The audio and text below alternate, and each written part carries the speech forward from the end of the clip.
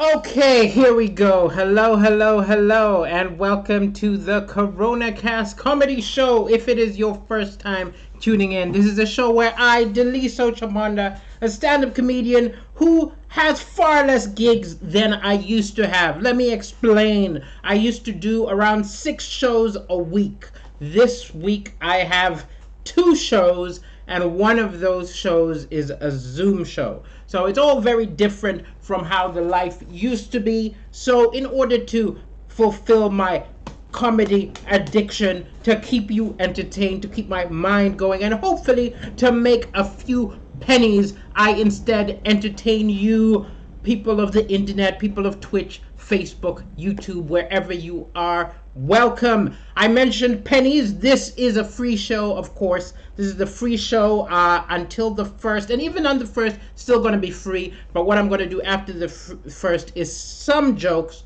will be available just to people who become patrons. How do you become a patron? You can see up in the corner, there's a little link which says be a patron, and you go to patreon.com. Let me make it a little bigger. You go to patreon.com, Deliso Trapanda. You sign up for anything up to £1 a month or more if you have more money, and you help support me because this is episode 139. I did not know I would be doing it so long, or I would have started charging people earlier.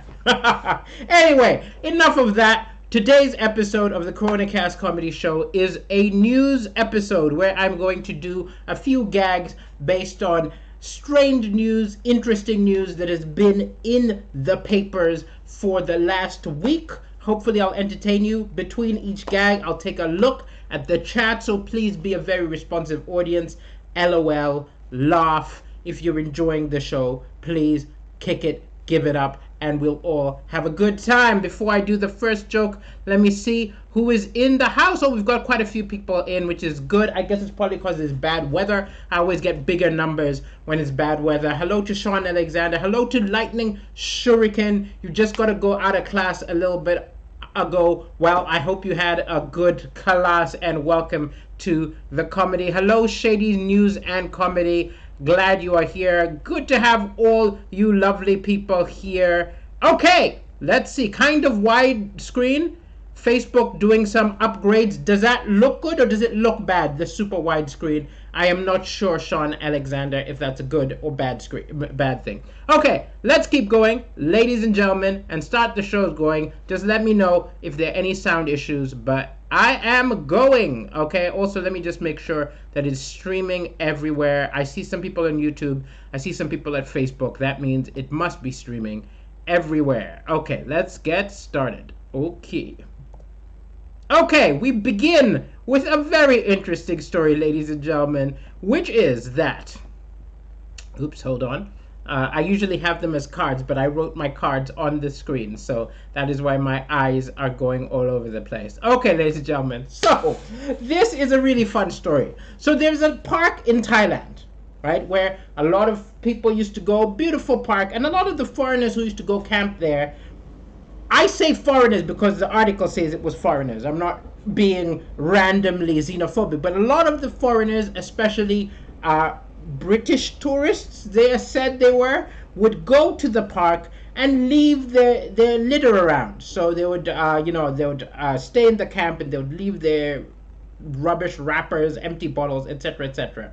Now, this park had enough of cleaning up other people's rubbish, and they packed it all up in a box and they mailed it to your home address, because when you went to the park, you had left your address, you were assigned a specific area, so they knew it was your trash, and they're like, we don't want this trash, and they mailed it to you in your face, which I think is absolutely hilarious. Absolutely hilarious. And yes, people should be sent their own crap. If you can't have the decency to go to a bin, we need to mail it to you. You think you've got a gift. You're like, somebody sent me a present. God, you're hit by the smell of your own waste. In similar news, Sri Lanka has had enough. Because the UK, I don't know why it happens to be the UK who are the people leaving their filth all around the world, but it's the British, it's the English, but I actually also think it's because I'm reading English papers. Maybe this is something that is happening to other countries as well, but the British, sent a lot of, there's been a thing that they send British waste to Sri Lanka, right? And they recycle it. But the deal is they're meant to send things like mattresses, things like boxes, things which can be recycled. The British was sending hazardous material to Sri Lanka, right? Sending them hazardous waste.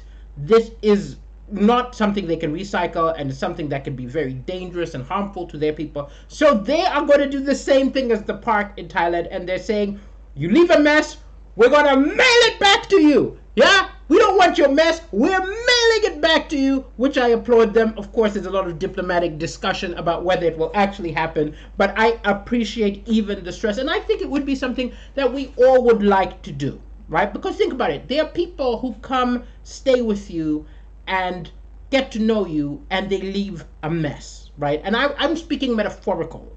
I'm not talking about people not leaving stuff in bins. If you have that kind of gas, punch them in the face. I'm talking about people who leave a mess of your life, who leave a mess of your emotions. Wouldn't it be great if when they left you, you could send them the mess they left? So the parts of you, the extra useless parts of you, which are now part of your personality because of them. Wouldn't it be great if you'd be like, hey, I'm sending this to you, my ex-girlfriend, because you left it here, right? So, you know, my mistrust of all women, I'm sending that back to you. I don't need that, right? Have it back. You know, this desire I have to watch the rest of Gossip Girl. I didn't want to watch all of Gossip Girl. You made me watch Gossip Girl, and then you left me, and then even though I was only watching it to lie with you when you're watching it, I'm curious what happens. I don't want to be the sort of person who spends my life questioning how Gossip Girl ends. I'm going to take that mess you left, and I'm going to mail it back, take it back. I don't want it. So, that's my theory. Before we go into the next story, let's see what's going on to the chat. Hello from Korea. I don't even know how to say your name because I think it's written in Korean script. I see a zero, a line, a zero, a line, a zero, a line. I do know Korea. Of course I know Korea. Which Korea are you in? North Korea or South Korea? Are you in Seoul? Or where are you? And how do I pronounce your name? You're very welcome, my Korean friend, to the comedy show. Okay, excellent. Jacqueline Boland says, a policeman came to my office because my work experience boy left my rubbish bag outside the bin as it was locked. They searched through it and they found a letter with an address. There you go. There is a boomerang effect, right? Your work experience boy needs to know better than to do that. Okay, what else do we have? What else do we have? Delisa, who hurt you? Said Lightning Shuriken. Way too many people. Okay, let's see what's going on. And Michaela Evans says, you love Gossip Girl. Well, I don't want to watch the rest. Maybe I should just message you and you can tell me who turns out to be Gossip Girl in the end. A.V. Ivor says, the real BGT winner. Much appreciated. Glad that you enjoyed my performances on BGT. Lightning Shuriken says, what if I'm poor? Actually, that's a good point. I totally forgot to say this. So I told you that starting on the 1st. Okay, so there's not going to be a show tomorrow because I'm going to be doing Sarah Millican's Playground, which is a wonderful gig. You can get free tickets. Or there are only a number of, I don't know exactly how it works, but you can get tickets via her website, via her mailing list if anyone's interested in that. Loads of amazing comedians. But I'm doing that tomorrow. Then Coronacast will be back on the 1st, and it will be 2 parts. There'll be this part, which is for everybody, and then there'll be a part just for patrons. If you do not have money, I still want you to watch my show, right? As much as I'm encouraging people to become patrons, I still want you to be able to watch my show. So after having a little chat with someone yesterday, which made me realize that I don't want people who can't afford it at all not to be able to watch the show, I'm going to have a thing that if you email me, I'll give out my email. If you email me, I love your show, I want to watch but I can't really afford it, I will put you on a special list which I will mail the link so that you can watch it. But just by having the Patreon things means that I think more people will become patrons for the stuff, and then the people who can't afford it, I will put you on a special list and you will still be able to watch the whole show. Okay, excellent. Let's keep going, ladies and gentlemen, with the next news story. News story. Oops. Next news story. This one is quite bonkers, ladies and gentlemen. Okay, so in America, right? In America, there was a president called Richard Nixon. You might not be aware of him. Richard Nixon was a president. In fact, he is the second most corrupt president they have ever had in America. But there's a very interesting story. There's a man who kept a half-eaten sandwich of Richard Nixon. So he was a little kid, and Richard Nixon came to his house. Came to their town. He was in a diner, and he was eating a sandwich, had enough of the sandwich, put it down, and he walked out. And the little kid was like, the president bit that sandwich, grabbed the sandwich, ran home, and with the help of his mom, wrapped it up, put it in a jar, and put it in the fridge so that they could keep this. I don't know why. Why are you keeping a half-eaten sandwich of a president? Do you want to clone him? Do they want to clone him? They want to clone the second most corrupt president they've ever had? Why do you want his sandwich? I guess it's a weird moment which you're trying to capture hold of. You know, the moment I was in the same room with the president, he's got his sandwich, he's kept it for 60 years. 60 years. I hope he eventually eats it, right? After 60 years, I'm sure it would kill him. So I actually think the way I see it is that he's on his deathbed, right? He's on his deathbed. He's got his grandchildren around him. He's like, I feel the end is coming. Brian, get the sandwich! Get the sandwich! And Brian's like holding his hand. So Brian turns to Emily, get the sandwich. And then Emily turns to the grandkid, get the sandwich, get the sandwich. And the chain goes all the way to the fridge. And then they pass it from person to person, sandwich to person, sandwich to person, sandwich to person. It finally comes to him, and he takes a bite of said now toxic sandwich, which has been waiting 60 years, and his saliva and Nixon's decayed saliva mixed together, and he passes out, and he sees some vision of Richard Nixon. I don't know exactly how it happens, but all I hope that this man who has the 60-year-old sandwich of Richard Nixon in the fridge, I hope that he's put around the sandwich a bunch of empty water bottles, and whenever he wants to look at the sandwich, he has to pull aside two of the water bottles, creating a sort of water gate.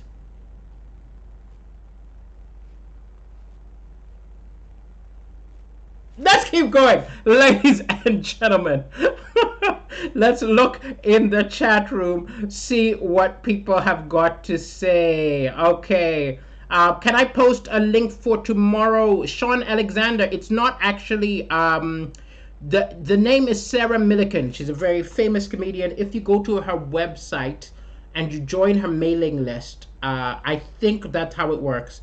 On her mailing list, I'm sorry, I'm not even sure how it works, but people on her mailing list get told how to join her private gig. It's a private gig because she's got a huge fan base, and if everybody got tickets, Zoom couldn't handle it. So it goes out every week to different people, and it's so worth going to. It's one of the best shows I've done during lockdown of the Zoom shows. I would say the best Zoom shows, if you want to check out, is Sarah Milliken's one, and there's one called Live at the COVID Arms, and there were also Jason Manford were doing those. They're the people who've grasped the Zoom thing and made it work, but it also is one where you have to be a fan of hers and on her mailing list. Okay, what else do we have here? Jacqueline Boylan says it's the POV list. It's not the poverty list. It's just people who cannot necessarily commit like £5 a month or £3 a month or whatever to comedy, which I fully understand in this very strange time where we're living, where we've all had to change our priorities. But make me a priority for the love of God. Okay, here we go. Yes, Tricky Fun, Watergate. I'm glad you got my terrible pun. Let's move on to the next subject, ladies and gentlemen. Here we go. Boom. Ladies and gentlemen, another story which the continuing saga of the outrage over J.K. Rowling's opinions about what constitutes a real woman. Or it's a very bizarre saga. Now, if you're very passionate about this, I don't want to make light about it. But what I find absurd is, okay, so she said these things. These are her opinions. She tweeted them and she wrote an article. A lot of people got very angry with her, some of whom had not even read the article, but some who had read the article. So people on the internet have been yelling angry at J.K. Rowling for a few months, right? Literally, people saying, you've ruined my childhood. There's so much hate. People sending her vitriol, people sending her death threats. And to me, I'm like, what she really did, that was so bad. I read the article. It was so polite. If you're going to disagree with me in polite terms. I was like, aren't there more hateful people? How is J.K. Rowling, who's given like 160 million to charity, getting more hate than actual hateful people? I didn't understand. Like, she's more hated than Katie Hopkins at this point. I didn't understand, right? So that was phase one. Phase number two, people started taking sides, right? So they started asking all of the actors who have been in her movies whether they agree with her, whether they disagree with her. And then people started getting angry at the people who supported her. And the newest one to enter this is Eddie Redmayne, who didn't even necessarily support her, but said it's totally wrong that anyone is sending her death threats, sending her like rape threats is totally unacceptable. And then now people are yelling at him. Right? People are saying, this is terrible. This is terrible. People are yelling at him. And now it's like, okay, so it's not just that you're angry at him. You're angry at everybody who supports him. How long is this going to continue? Is it then going to be a second concentric layer where people get angry at people who support Eddie Redmayne? Right? And then will there be another concentric layer where people are angry with people who support the people who support Eddie Redmayne? It's going to keep going, and it's going to get really out of control if Kevin Bacon supports J.K. Rowling. Because as you know, Kevin Bacon is connected to everybody on the planet.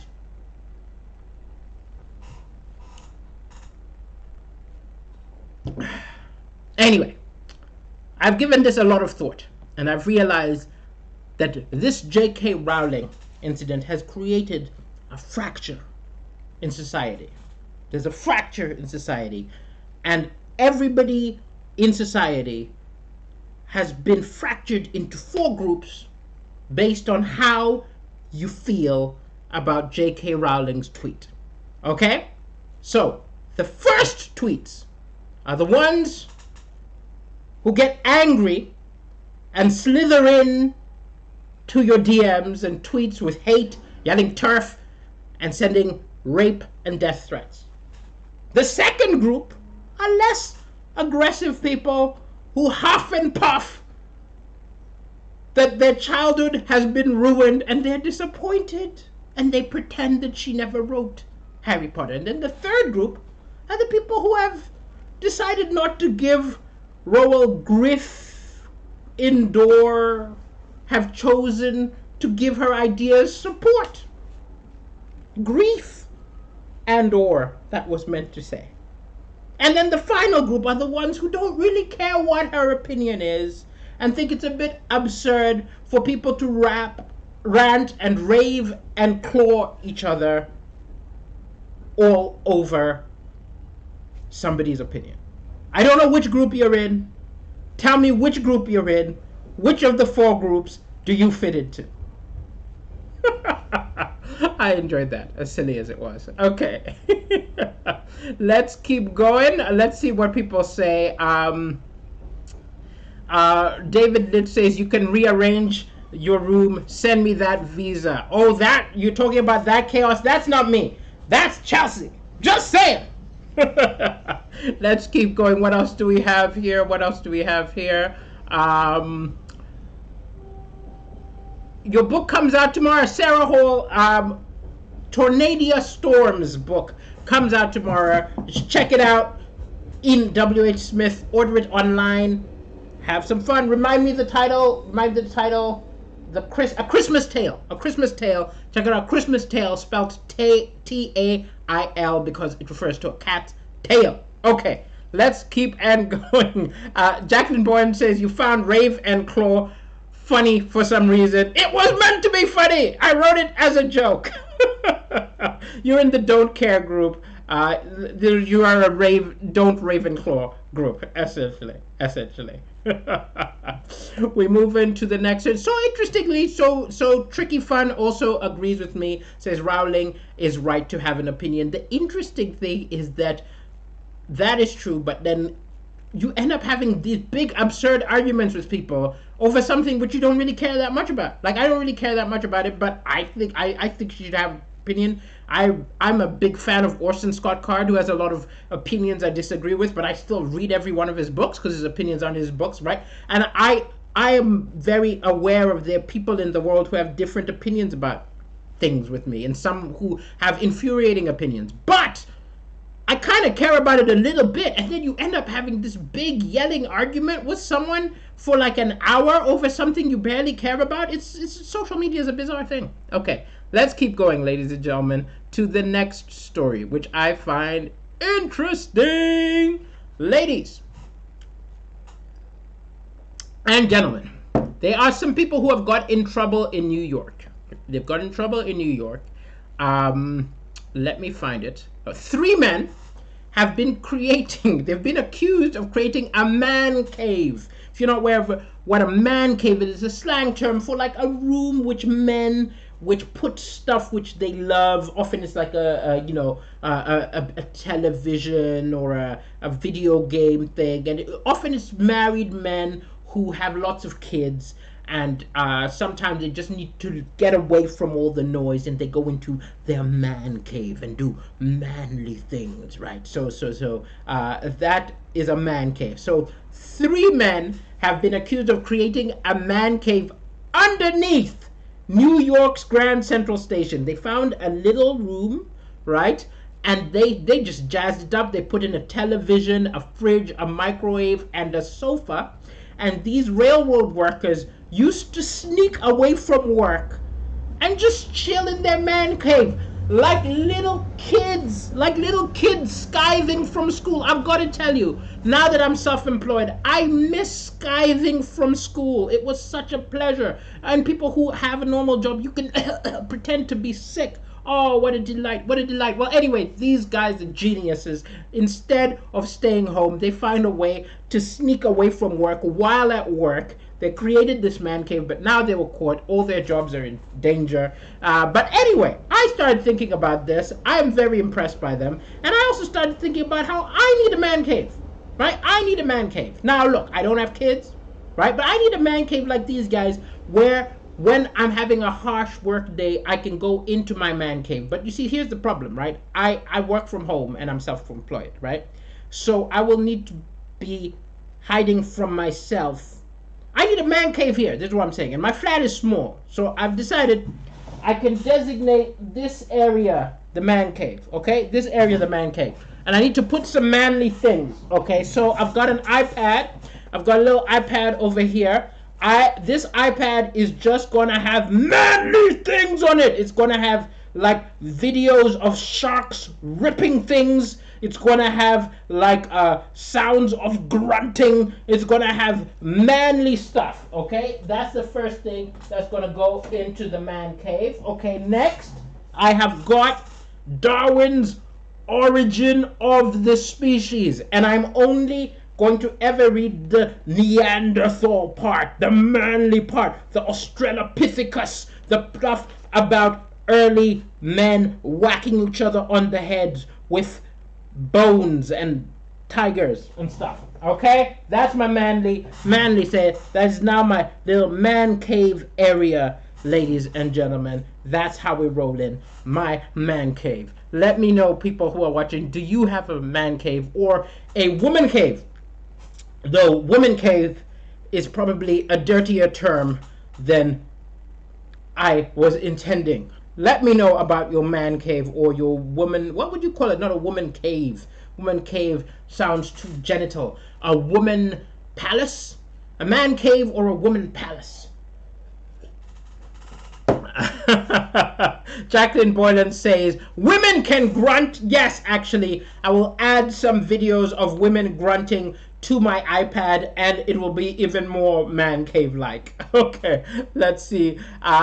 Lightning Shuriken says, I have the Bat Cave. Bat Cave is good. Bat Cave is a very good way. I need a mini fridge. I've got an actual fridge over there, right? I've got an actual fridge over there. So I don't know where I put the mini fridge. This is a problem.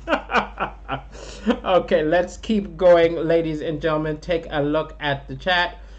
Women prefer outside lady gardens. There you go. A man cave and a lady garden. Jacqueline Boylan and Sean Alexander made the same comment at the same time. Lady gardens it is. Ladies, get yourself a garden. Okay, do we have any more stories, or is that the end of the show? Oh, we've got one final story. Oh no, we've got two final stories. Okay, so penultimate story, right? Penultimate, second last. Yes, sorry, I'm just checking how many stories I have. So penultimate story, ladies and gentlemen, is about, it's a fascinating story. Okay, so in Wales, in a small town in Wales, right, an engineer has solved the mystery of an entire Welsh village which used to lose its broadband signal at 7 a.m. every day. And the solution, the reason for this entire village losing their broadband every day was there's an old man who had an old television. Like, this guy had never upgraded. He probably got some old black and white television, right? And whenever he switched it on, it would set off an electrical interference, and it would wipe out the entire village's broadband signal, right? Now, the owner, who does not want to be identified, was mortified to find out that their old TV was the cause of the problem, right? Engineers walked around the village with a monitor called the spectrum analyzer, and they found out that it was the source, right? So, I have got to say that I personally would like to get this old television of his, right? Because he's got this old television, which he's not using anymore because it knocks out broadband. Give it to me, right? Because I hate my neighbors. I just want to be able to disrupt their broadband whenever I want. Because, like, they're always making loud music and making noise and having loud sex, and they're young, crazy people smoking and all this. And I'm like a crotchety old man now. I'm a crotchety old, you see, there's gray here. So I would love it. I would love it if anytime they piss me off, I can just grab this television, put it near their wall, turn it on, and throw off all their broadband. Don't destroy this television. Sell this television. A broadband disrupting television. Parents could use it. Their kids are on the internet way too much, right? Their kids are playing Fortnite too much. You don't want to yell at your kids. You just turn on the television, boom, they lose the signal. I think we've got a brilliant, brilliant, brilliant invention over here. Put that TV, my Welsh friend, put it on eBay. You've got a buyer. Okay. Final story, ladies and gentlemen. Here we go. Final story. We've got very interesting story, ladies and gentlemen.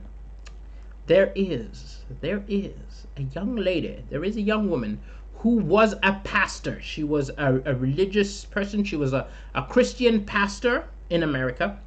And she has switched. Here it is. Here's the story. So she is a pastor, and she is a 36-year-old pastor, and a few years ago, she started questioning her sexuality, right? And thinking about her faith, and she's no longer a pastor. Now she has an OnlyFans. If you're not aware of what OnlyFans is, it is this sort of independent erotic photography and erotic videos where women will have and some men, young, buff, muscular men, will set up this sign. People will join it and will pay them a monthly fee, similar to how I am asking you to pay a monthly Patreon to get jokes. But instead of offering jokes, they offer glimpses of their breasts, glimpses of their buttocks, glimpses of their belly button, whatever you want to see, right? And essentially, she switched from the church to OnlyFans, right? She switched from the church to OnlyFans. Now, very interesting story. Of course, she's got a mixture of reactions. She's got people saying she's Satan, she's the devil's daughter, this is terrible. And then you've got other people saying more power to you. You got yourself liberated from the constraints. I'm not bothered which side you're on. I just think it's a fascinating story because that is a huge lifestyle change, right? From being a preacher to OnlyFans, right? And interesting part of the story, she said that the first step to her quitting the church was when she watched a musical 6 years ago, right? She watched a musical which made her question her sexuality. Tell us what musical this is! How can you just say you watched a musical and not tell us what musical it is? I gotta tell you, that is the best advert ever for a musical. You need to tell us what musical it is. They need to put that on their poster. We'll make you question your sexuality and leave the church. That is one hell of a sexy musical, right? So this was the first step which led to her. So now she's no longer in the church, no longer religious even.